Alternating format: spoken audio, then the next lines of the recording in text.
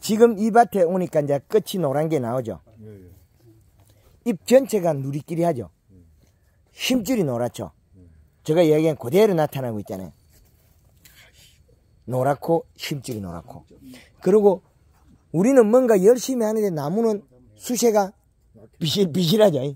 그러면 얘가 얼마나 나오느냐. 이 시가 되게 높으면 수분이 99.99 나와요. 99.9가 나오죠.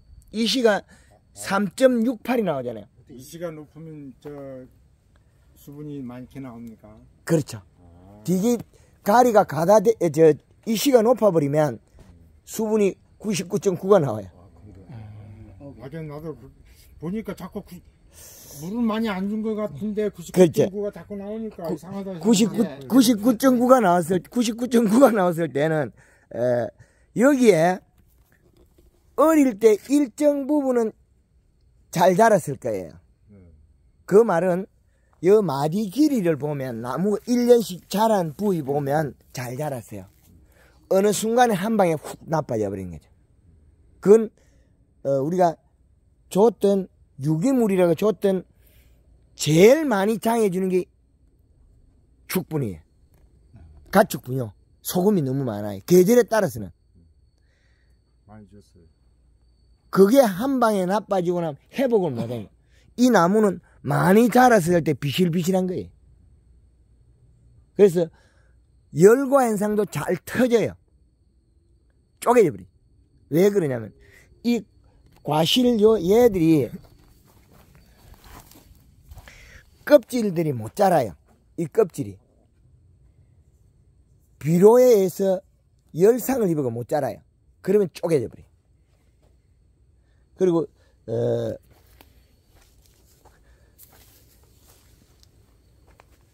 이런 형태가 많이 나타나요. 이 잎에서 노랗게 되는 거. 그러니까 그게 이제 바이러스성 같이 처음부터 이게 오래됐어요. 이거 한 3년 전부터 좀 과다돼 가지고 그렇죠. 나무가 안 커졌어요. 그렇죠. 예. 이게 이제 요소만 주면 풀립니다. 그래서 요소를 계속 주긴 하는데. 예. 어떤 식으로 요소를 줍니까? 요소를 뿌려줘도 되고 우리가 녹여가지고 관수로 줘도 되고. 예. 며칠 간격이 시기와 시기. 5일 만에 먹을 수는 있는데 최고 빨리 먹으면 일주일 단위로 계속 줘가지고 회복을 빨리 시키는 게 제일 잘하는 거예요. 그러면 일주일 간격으로 계속 뿌립니까? 저 100평에 5kg씩 해가지고. 어느 정도 이게 겨울에 안 자랄 때 표가 안 나는데 봄순이 자랄 때는 나빠지는 걸 바로바로 보이기 때문에 결국엔 과다된 거 지금 이 시값이 상당히 높지 않습니까? 3점 몇 나오잖아요. 그래 지금 뿌리는 겁니까? 아니면 봄에 뿌리는 겁니까? 지금도 풀어야 돼. 안 풀면 과실이 안 크고 나빠져요. 지금도 뿌리라고요? 그렇죠. 열매 있는 상태에서. 그렇죠. 우유로 주면 안 됩니까? 열매식으로. 아니 우유로 줘가지고 물 줘가지고. 물탕 줬어요. 뿌려 줘가지고. 아니 우유에 쿨러로가 해도 관계는 없습니다. 저거 물 위로 틀어주면 그렇죠. 예. 그래도 되는데 바닥 쿨러 요게 있네. 요걸 주면 요 쿨러를 요걸 돌리면 되겠네요. 예, 요것도 돼요. 예. 연매 시비하고. 예, 이게 이렇게 나빠지 놓으면 이게 열매가 안 열어도 별로 못 자라요. 한 해 열고 나면 힘이 뚝 떨어져 버리고 그거는 가리 가다해서 여름에 더위를 많이 타겠지. 그럼 잘못하면 열과로서 많이 과일이 터져버려요. 그래서 우리가 가리 가다가 일어나면 심줄이 이렇게 노래요. 심줄이.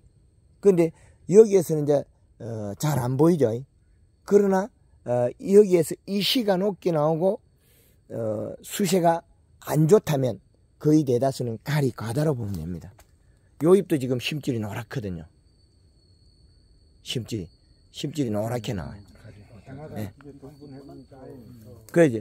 돈분행 좋아. 돈분을 한 4, 5년 계속 돈분했었다게 했는데 처음에는 괜찮았는데 좋았죠. 네. 처음엔 좋지. 점점 나빠져가지고 이게 나무 다 내버렸다 이게 중간에. 그렇죠. 경제적 손실이 어마어마하게 일어나요. 가리 가다 그게 겨울엔 또 멀쩡해요. 추울 때는. 여름에 더우면 이제 힘을 못 쓰는 거죠. 그러면 그 축분, 그 동부 그런 같은 거 되도록이면 그 지역 그 시비를 하지 말아야 되겠네. 지금 우리가 여기에 유기물이 많이 있지 않습니까? 이게 푹신푹신하게. 예, 그 숲이나 그런 거는 그 나무 껍질 그런 건 괜찮은데 그렇지 않고 돈분이다 개분이다 이걸 계속 쓰게 되면 농사 망쳐버려. 안 되기 시작해. 뭐 2년에 한 번 정도 쓰는 거는요? 그것도 농도는 모르지 않습니까? 농도는 알 수가 없잖아요. 2년에 한 번이 좋을 것이라고 판단을 제가 못해요.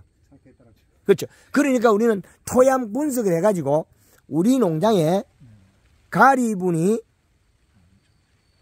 조금 부족분에 갔을 때 축분을 줘야 된다는 결론이잖아요. 그 우리 대표님 농장 같은 경우는 앞으로 잘못하면 5년 동안 요소만 줘야 돼. 아, 그럴 것 같아요. 내가 보니까. 아니, 더 잘하실 거예요. 예. 아, 그래서 내가. 해거리도 더 심해지고, 그죠? 예, 해거리도 심하고. 과실도 오른 맛이 안 나와요. 제대로 원 맛이 안 나오게 돼 있어요. 예.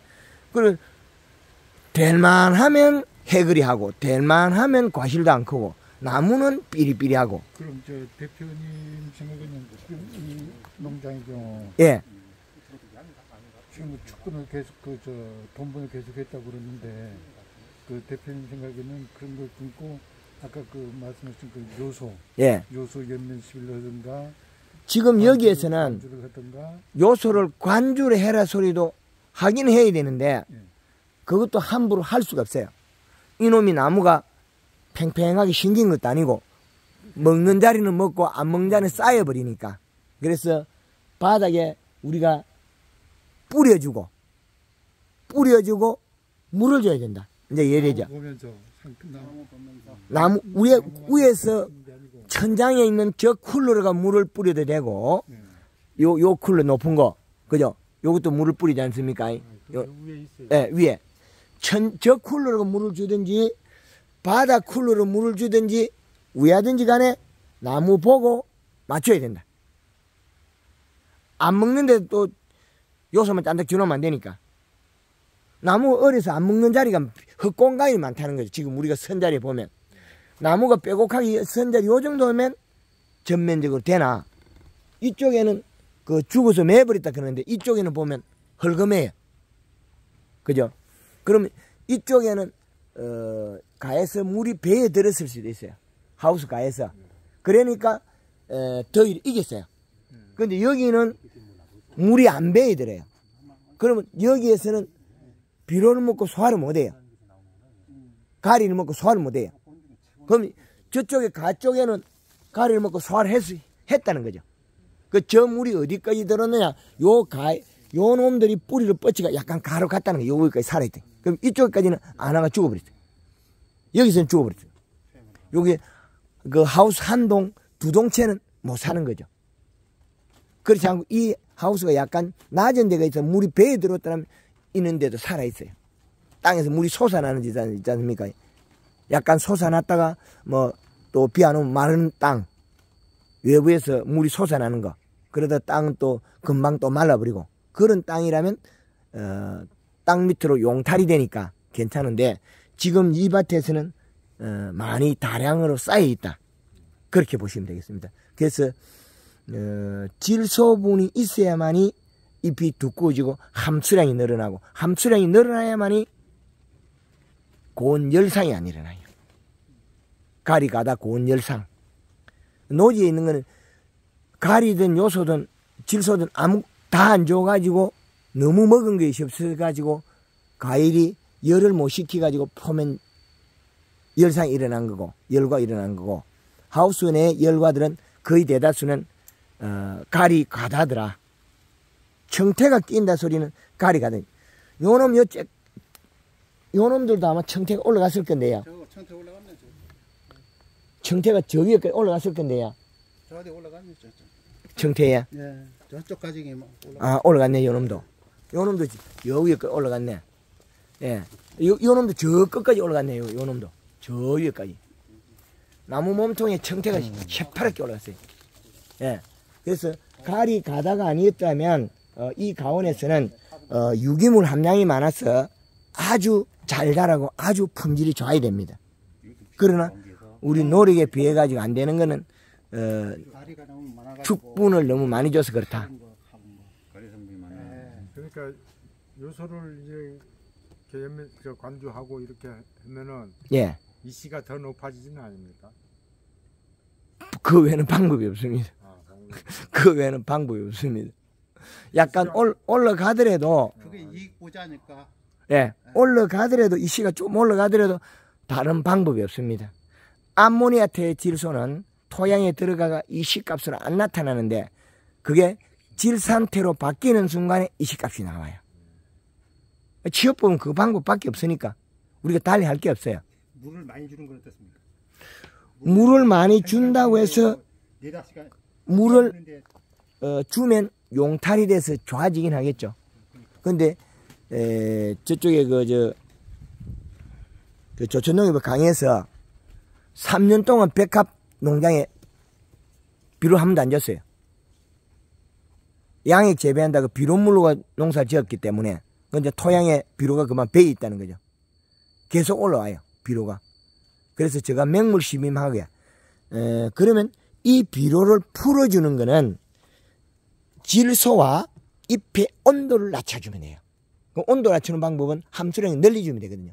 그러면 비료를 소화시키는데, 근데 질소분이 없으면 이 잎이 두꺼워지지 절대 안 해요. 잎이. 그래서 질소를 먹고 맹물 시비를 하고 하면 잎이 두꺼워져 가지고 힘을 만들어낸다. 자기 스스로. 예. 물을 많이 주지 말고 아침 저녁으로 조금씩 맹물 시비. 잎에다가 물을 뿌려주면 말 그대로 열을 식혀요. 그런데 잎이 두꺼워지느냐? 그렇진 않습니다. 그런데 그 질소분을 먹어야 뜨거워져. 그 맹물 시비를 하라 그러는데 예. 맹물 시비는 어느 정도 그 양이 있지 않습니까? 한 5분, 10분. 예. 잎에 물만 젖으면 됩니다.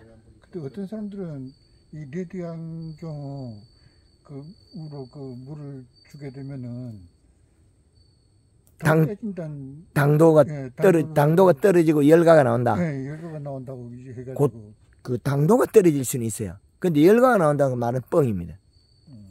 열가가 나오는 거는 가리 가다에 의해서 과실 세포가 자라지 못할 때 가리가 가다되면 이 가에 있는 세포가 열에 의해서 뜨거워서 성장을 못해요. 그러면 몸통에서 영향을 받은 과육은 자라겠죠. 그럼 껍질은 안 자라고 과육은 자라면 쪼개져 버리죠. 그러면 그 맹물 시비 하는데 그 저녁에 하느냐 저녁에도 해줘도 되고 아침에도 해줘도 되고 아침에 낮에는 피하고.